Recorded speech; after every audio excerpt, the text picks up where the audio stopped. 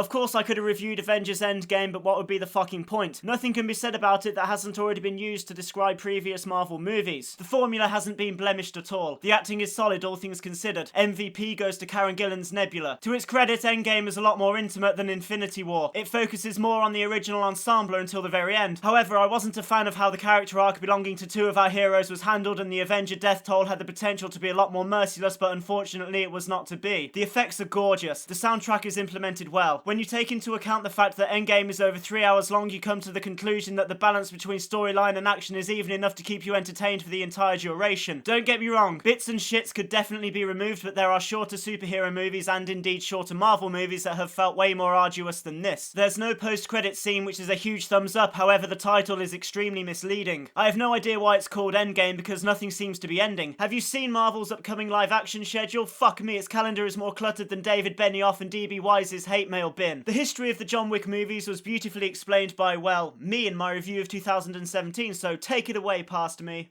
The first one had the element of surprise. Cast and crew alike kept the film's existence very quiet, and when release date arrived it hit the screen like a fucking hammer blow to a cunt, and it was fucking glorious. Unfortunately, the sequel lacked this type of impact. There was a build up to the premiere. Reeves himself was a lot more vocal about the project, and there were trailers as well as features spread across the internet. This of course took the unexpectedness out of the movie, as you had some sort of idea as to what you were about to witness. But don't let that put you off. This is comfortably the best movie of its genre at time of writing. Oh, past me, I've got such a busy day today, but your way with words just makes me want to spend it fucking a dictionary. Parabellum wasn't exactly out of nowhere like the original, but also didn't receive the build-up quite like Chapter 2. There were posters dotted about here and there, as well as a couple of trailers that did exactly what they needed to without giving you the impression you had seen the whole movie prior to release. Take note, most manufacturers of film trailers. The movie picks up exactly where Chapter 2 left off and follows Wick trying to create as much space as possible between him and the $14 million bounty for killing a member of the High Table on continental grounds. Unfortunately for John, between him and a potential means of reversing said bounty are a fuckload of money-hungry assassins hell-bent on making Boba Fett well up with pride. If you're going into this with the hope that Chapter 3 will stick to the usual John Wick repertoire and put it on a diet of cocaine laced with testosterone and more cocaine, you will not be disappointed. Parabellum is savage, and undoubtedly the best action movie of the year so far. Do not make the mistake of thinking that you'll be slowly eased into the violence. Before you have even realised what the fuck is going on, the film has already bent you over, abandoned the idea of a courtesy spit before it pushes your breakfast all the way back to your slaggy throat and then out of that whore mouth. The action is the most creative and innovative that I have seen in quite a while. The combat involving firearms isn't featured as much compared to the previous movies because here it's traded for an increased amount of melee. Fine by me, as I find that method of fighting more entertaining, and holy fuck is the exchange worth it. I can't recall the last time I had this much fun watching this type of engagement outside of a Pacific Rim movie or the Raid franchise. It's also beautifully choreographed and the environment is used to perfection. There is nothing, and I mean nothing, in the vicinity of whatever is hosting this chaos that wasn't used as a blank canvas to paint something barbaric. I also love the fact that Wick is never portrayed as an invincible killing machine with limitless stamina. John gets injured, exhausted, and the shit kicked out of him on a regular basis, which brings a hint of realism to the beautiful brutality that's complemented perfectly by sound effects that could fuck the face off an audio wave. Parabellum is comfortably the most dialogue-heavy John Wick movie to date, but don't let that lead you to think that it's there instead of the action. As you can see, Chapter 3 possesses the longest duration compared to its predecessors, and it's within those extra minutes that the second act slows down for some character development. More of the assassin lore is explored and we get to experience the worst attempt at whatever the fuck that accent was supposed to be. You'll know what I'm on about when it feels like your ears are being unfairly fucked by Rosetta Stone. Naturally, MVP goes to Keanu, who the fuck needs a stunt double Reeves. I have praised his performance as John Wick in the past, but here he excels himself. Every compliment he earned from me when Chapter 2 came third in my best of 2017 review still remains, but amplified as fuck. I honestly prefer him in this series over his contribution to the Matrix trilogy, and I strongly believe that over time John Wick will be the defining role of his career. Well, aren't I fucking useful? I just saved you the price of a crystal ball. The MVP award did not come easily for Reeves. There's strong talent across the board here. Shout out to Halle Berry for making her first on-screen appearance since 2017. It was nice to see her return to a movie that's more reminiscent of her roots. She got a respectable amount of screen time as well. The second act was mostly dedicated to her. Mr. Wick took to the back seat even during the action scenes, which is fine by me because Berry is a seasoned vet when it comes to shit like this, plus she and Reeves have a good chemistry, especially during combat. Mark Dacascos and Lawrence Fishburne are well Mark Dacascos and Lawrence Fishburne, so no complaints from my end. However, a special mention has to go to Asia Kate Dillon. The screen presence they bring to this movie is unrivaled by anyone else in the franchise. Their presence gave you a similar feeling to the one that Ramsay Bolton provided when he was on screen during Game of Thrones. When they were on screen, it felt inevitable that something horrific was about to take place.